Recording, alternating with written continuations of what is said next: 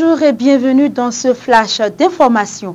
Dans le cadre de sa tournée nationale, le ministre conseiller à la défense publique et à la sécurité, chargé de la décentralisation, Rachidi Gbadamassi, a effectué une visite des infrastructures à Parakou ce lundi 17 mars 2025.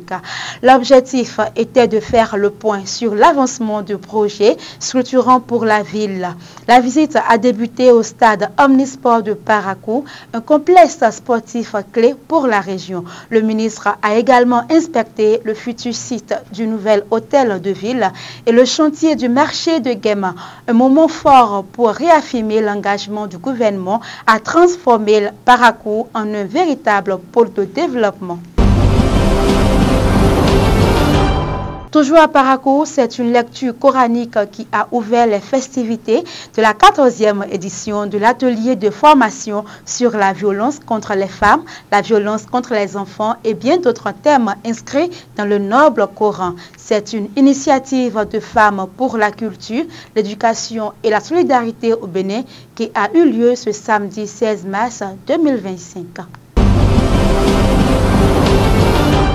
Dans la commune de Kalalé, une altercation entre population et forces de l'ordre a éclaté dans la nuit du 17 mars 2025 à Bouka lors d'une tentative de saisie de produits tropicaux par la police républicaine. L'intervention a dégénéré entraînant la mort d'un acheteur de produits tropicaux, Daouda Yarou alias Bioworu, et d'un policier. 4 autres personnes ont été grièvement blessées. En représailles, des populations en colère ont incendié un camion, 2 motos, le bureau d'arrondissement ainsi que les résidences du chef d'arrondissement et du délégué. Les autorités locales s'activent pour rétablir le calme et ouvrir une enquête. À Cotonou, le procès de l'affaire Pierre Urbain Daïvo, disparu en 2010, a repris ce mercredi 19 mars 2025 après une pause. Parmi les témoins clés entendus figure le roi de sa vie, Tiakpe Tchédji, qui a dénoncé son incarcération injuste et réaffirmé son innocence en s'appuyant sur sa foi. En visioconférence depuis Abidjan, Auguste Amoussou a apporté des précisions sur le rôle de son frère Donatien Amoussou, arrêté alors que l'instigateur présumé, un Camerounais nommé Priso, reste en liberté. Craignant d'être arrêté, il a choisi l'exil en Côte d'Ivoire.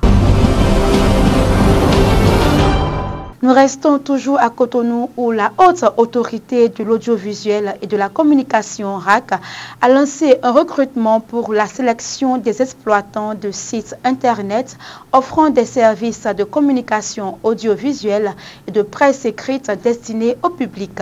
Ceci sur la base d'un cahier de charges. Dans un communiqué en date du 17 mars 2025 et signé du président Edouard Loko, l'institution a apporté des précisions sur les critères pour postuler et la composition des dossiers de candidature. Nous terminons ce Flash Info avec une information hors de nos frontières. Le Mali a annoncé le mardi 18 mars son retrait de l'Organisation internationale de la francophonie, suivant ainsi le Burkina Faso et le Niger.